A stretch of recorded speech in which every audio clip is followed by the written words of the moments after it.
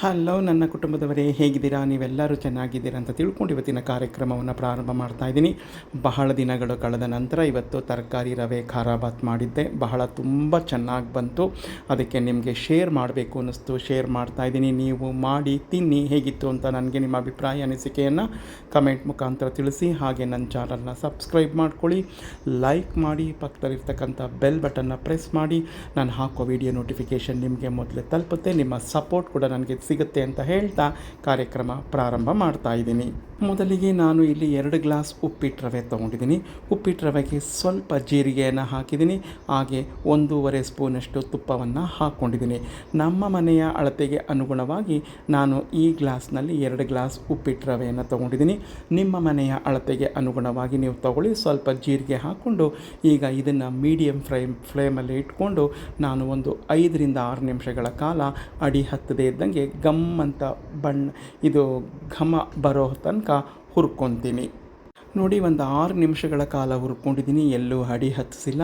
ಹುಷಾರಾಗಿ ಹುರ್ಕೋಬೇಕು. ಮೊದಲನೇ ಸರಿ ಮಾಡೋರಾದರೂ ಸರಿ, ಪ್ರತಿ ಬಾರಿ ಮಾಡೋರಾದರೂ ಸರಿ, ನಮ್ಮ ಜ್ಞಾನ ಆ ಕಡೆ ಈ ಕಡೆ ಹೊರಟೋಯ್ತು ಅಂತಂದರೆ ಅಡಿಗೆ ಕೆಟ್ಟು ಹೋಗುತ್ತೆ. ಇದೊಂದು ಟಿಪ್ಸ್ ಅಂತಲೇ ತಿಳ್ಕೋಬೇಕು.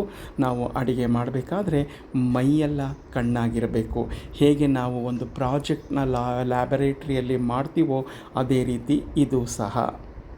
ರವೆ ತರಕಾರಿ ಬಾತಿಗೆ ನಾನು ಏನೇನು ತೊಗೊಂಡಿದ್ದೀನಿ ಅನ್ನೋದು ವಿವರಣೆಯನ್ನು ಮೊದಲಿಗೆ ನಿಮಗೆ ಕೊಡ್ತಾ ಹೋಗ್ತೀನಿ. ಇಲ್ಲಿ ಒಂದು ದಪ್ಪ ಮೆಣಸಿನ್ಕಾಯಿನ ಈ ರೀತಿ ಹೆಚ್ಕೊಂಡಿದ್ದೀನಿ. 2 ಗೆಂಡೆ ಈರುಳ್ಳಿ, ಸ್ವಲ್ಪ ಕರಿಬೇವು, ಒಣಮೆಣಸಿನ್ಕಾಯಿ, ಸ್ವಲ್ಪ ಕೊತ್ತಂಬರಿ ಸೊಪ್ಪು. ಇಲ್ಲಿ ನಾನು ಉಡುಪಿಯ ಗುಳ್ಳ ಬದನೆಕಾಯಿ ಒಂದನ್ನು ಹೆಚ್ಕೊಂಡಿದ್ದೀನಿ. ಹಾಗೆ ಒಂದು ದಪ್ಪ ಆಲೂಗೆಡ್ಡೆಯನ್ನು ಸಿಪ್ಪೆ ಸಮೇತನೇ ಹೆಚ್ಕೊಂಡಿದ್ದೀನಿ. ಸ್ವಲ್ಪ ಹೂಕೋಸಿತ್ತು, ಅದನ್ನು ಹೆಚ್ಚು ಹಾಕ್ಕೊಂಡೆ. ಅದು ಆಪ್ಷನಲ್ಲಿ ನಿಮ್ಗೆ ಇಷ್ಟ ಇದ್ದರೆ ಹಾಕ್ಕೊಳ್ಳಿ. ಇಲ್ಲಿ ಕ್ಯಾರೆಟ್ ಮತ್ತು ಬೀನ್ಸ್ನ ಸಣ್ಣದಾಗಿ ಹೆಚ್ಕೊಂಡಿದ್ದೀನಿ. ಗೆಡ್ಡೆ ಕೋಸಿದರೆ ಅದನ್ನು ಸಹ ಹೆಚ್ಚು ಹಾಕ್ಕೊಳ್ಳಿ, ತುಂಬ ಚೆನ್ನಾಗಿರುತ್ತೆ. ಹಾಗೆ ಹುಳಿ ಟೊಮೆಟೊ 3 ಹೆಚ್ಕೊಂಡಿದ್ದೀನಿ. ಸ್ವಲ್ಪ ಹುಣಸೆ ಹುಳಿಯನ್ನು ಸಹ ತೊಗೊಂಡಿದ್ದೀನಿ. ಇಲ್ಲಿ ಖಾರಕ್ಕೆ ಅನುಗುಣವಾಗಿ ನಾನು ವಾಂಗಿಬಾತ್ ಪುಡಿಯನ್ನು ತೊಗೊಂಡಿದ್ದೀನಿ. ನಿಮ್ಮ ಹತ್ರ ವಾಂಗಿಬಾತ್ ಪುಡಿ, ಬಿಸಿಬೇಳೆ ಬಾತ್ ಪುಡಿ ಯಾವುದಿದ್ರೂ ತೊಗೊಳ್ಳಿ. ಮತ್ತು ಇಲ್ಲಿ ಸಾಸಿವೆ, ಜೀರಿಗೆ, ಕಡಲೆಬೇಳೆ, ಉದ್ದಿನಬೇಳೆ ಒಗ್ಗರಣೆಗೆ ತೊಗೊಂಡಿದ್ದೀನಿ. ಅಡಿಗೆ ಅರಿಶಿನ ಮತ್ತು ಪುಡಿ ಹಿಂಗು, ರುಚಿಗೆ ತಕ್ಕಷ್ಟು ಉಪ್ಪು.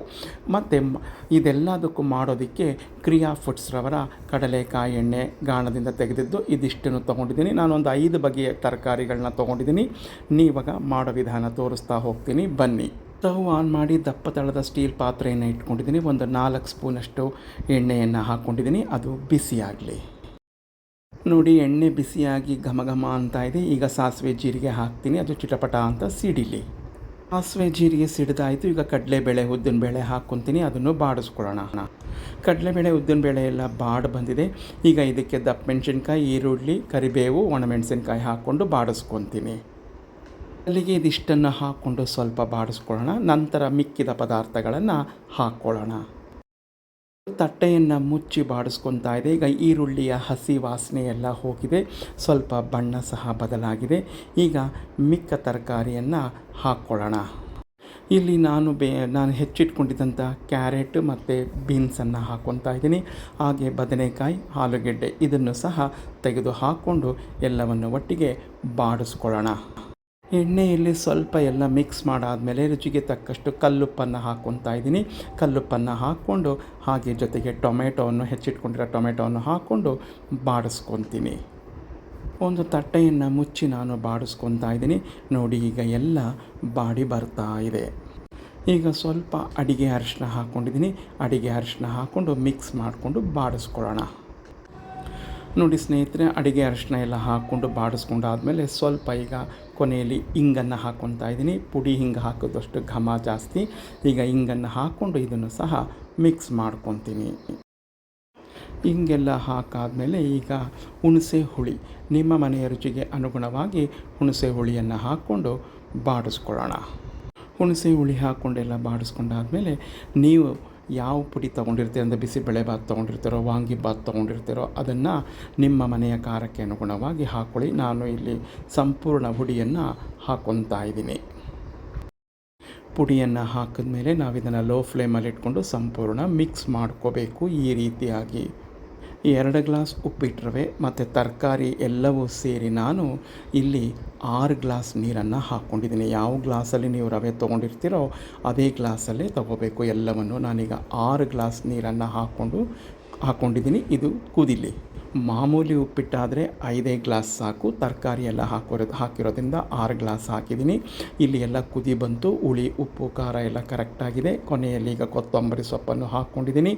ಈಗ ನಾನು ರವೆ ಲೋ ಫ್ಲೇಮಲ್ಲಿ ಇಟ್ಕೊಂಡು ರವೆಯನ್ನು ಬಿಟ್ಕೊಂಡು ಮಿಕ್ಸ್ ಮಾಡಿಕೊಂಡು ನಿಮಗೆ ತೋರಿಸ್ತೀನಿ.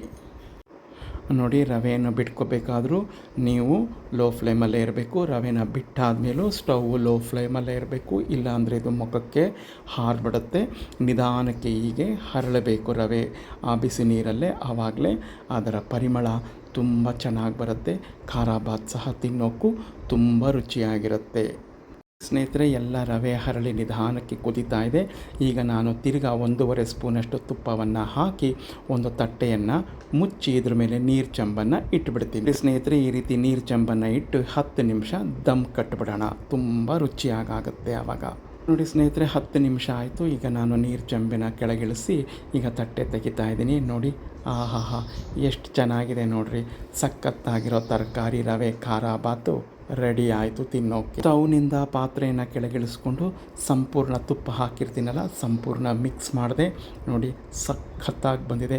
ಈ ರೀತಿಯಾಗಿ ಒಮ್ಮೆ ಮಾಡಿ ನೋಡಿ ಹೇಗಿತ್ತು ಅಂತ ನಿಮ್ಮ ಅಭಿಪ್ರಾಯ ಅನಿಸಿಕೆ ತಿಳಿಸಿ. ನೋಡಿದ್ರಲ್ಲ, ರುಚಿಕರವಾದ ಘಮ ಘಮ ಸುವಾಸನೆಯುಳ್ಳ ತರಕಾರಿ ರವೆ ಖಾರ ಬಾತ್ ತಿನ್ನೋದಕ್ಕೆ ರೆಡಿಯಾಗಿದೆ. ನೀವು ಮಾಡಿ ನೋಡಿ. ಮತ್ತೆ ನಾಳೆ ಮತ್ತೊಂದು ಇಂಟರೆಸ್ಟಿಂಗ್ ವಿಡಿಯೋಂದಿಗೆ ಬರ್ತೀನಿ. ಎಲ್ಲರಿಗೂ ನಮಸ್ಕಾರಗಳು. Take care. Bye. See you. Jai Ganesha.